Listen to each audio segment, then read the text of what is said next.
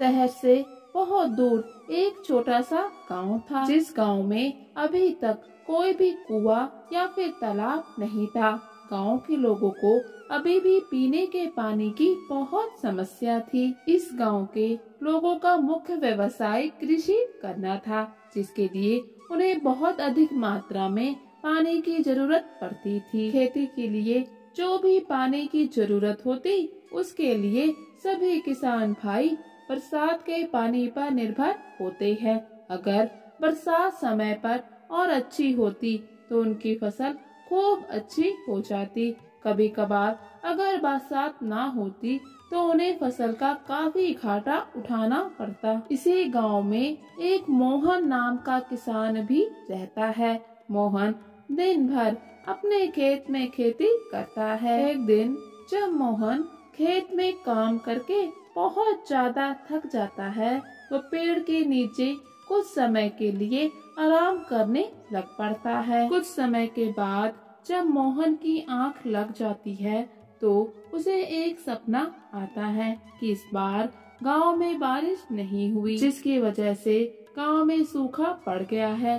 सभी किसान भाइयों की फसल सूख गई। तभी मोहन झटके से उठ पड़ता है। वो बहुत ज्यादा घबरा जाता है कि अगर ऐसा हुआ तो घर का गुजारा कैसे होगा। और फिर जब मोहन घर वापस आता है तो देखता है गांव में कुछ लोग आपस में बातें कर रहे हैं कि टीवी में समाचार में ये बताया गया है कि इस साल कुछ गांव में बारिश नहीं होगी।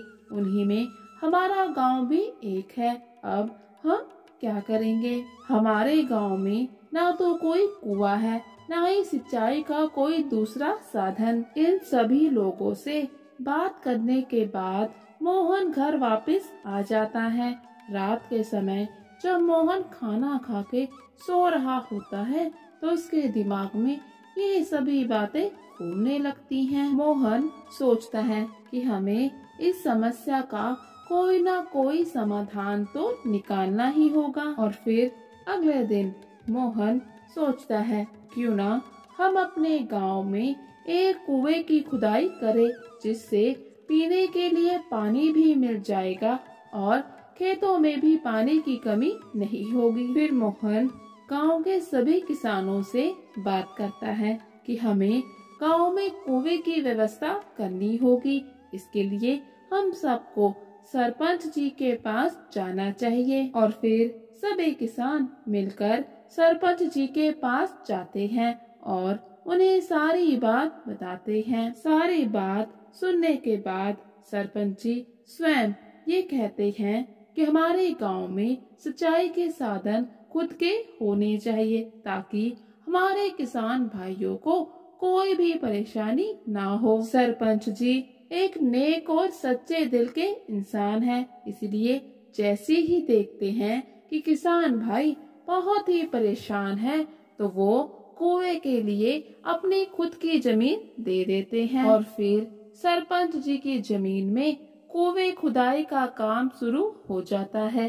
देखते ही देखते कुआं बहुत ही गहरा खुद जाता है, जिसमें पानी भी मिल जाता है। और फिर कुछ ही दिनों में कुआं बनकर तैयार हो जाता है। गांव में ही कुआं बनने के कारण अब गांव की महिलाओं को पानी भरने के लिए बहुत दूर तक नहीं जाना पड़ता।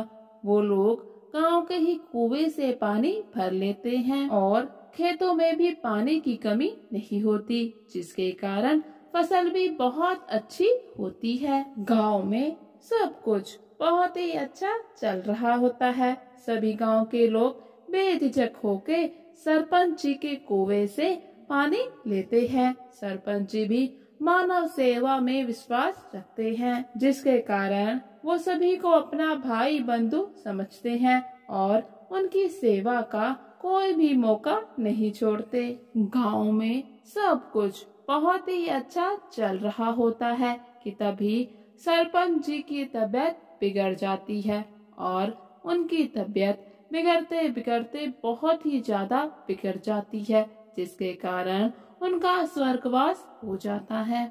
सरपंच जी के जाने के बाद सरपंच जी की सारी धन संपत्ति उनके भाइयों के नाम हो जाती है, क्योंकि सरपंच जी की खुद की कोई भी औलाद नहीं होती। सरपंच जी के भाई उनके स्वभाव के बिल्कुल ही विपरीत होते हैं। जहाँ सरपंच जी एक नेक और सच्चे दिल के इंसान थे, जो कि मानव सेवा पे विश्वास रखते थे, वहीं उनके भाई बहुत ही स्वार्थी हैं। वो सिर्फ अपने बारे में ही सोचते हैं। सरपंच के भाई सबसे पहले तो गांव वालों का कुएं से पानी लेना बंद कर देते हैं, जिसके कारण गांव वालों को बहुत दूर से पीने का पानी लाना पड़ता है। उनकी मुसीबतें बहुत ज्यादा बढ़ जाती हैं, क्योंकि खेतों के लिए भी पानी नहीं मिलता। सरपंच जी खेती के बीज गरीब किसानों को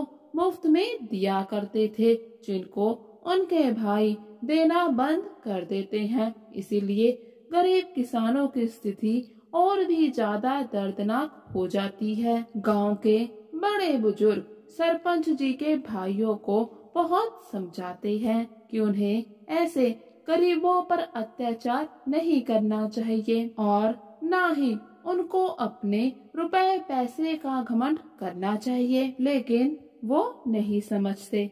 ऐसे ही कुछ समय बीत जाता है। एक बार गांव में एक बहुत ही महान संत आते हैं। सभी गांव वाले संत जी की दिल से बहुत ही सेवा करते हैं। उनके पास खाने के लिए जो भी रूखा सूखा होता है, वो संत जी के सामने रख देते हैं। संत जी गांव वालों की सेवा भावना से बहुत ही खुश हो जाते हैं और फिर गांव वालों से विदा लेकर संत जी सरपंच के भाइयों के घर जाते हैं और उनसे एक रात की शरण मांगते हैं। लेकिन सरपंच के भाई घमंड में पागल हो चुके हैं।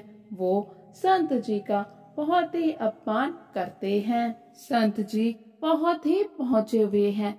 वो सरपंच जी के भाइयों की सारी बातें जान जाते हैं, जिसके बाद वो उन्हें श्राप देते हैं कि जिस मिट्टी में काम करने वाले लोगों पर तुम अत्याचार करते हो और जिस पैसे का तुम्हें इतना घमंड है कि तुम इंसान की कद्र करना भूल गए हो, वो सारा पैसा उसी मिट्टी में बदल जाए जिससे तुम नफरत करते हो। लेकिन कमंडी भाई संत जी की बातों को गंभीरता से नहीं लेते और उनका फिर से एक बार मजाक बनाते हैं। संत जी वहाँ से चले जाते हैं।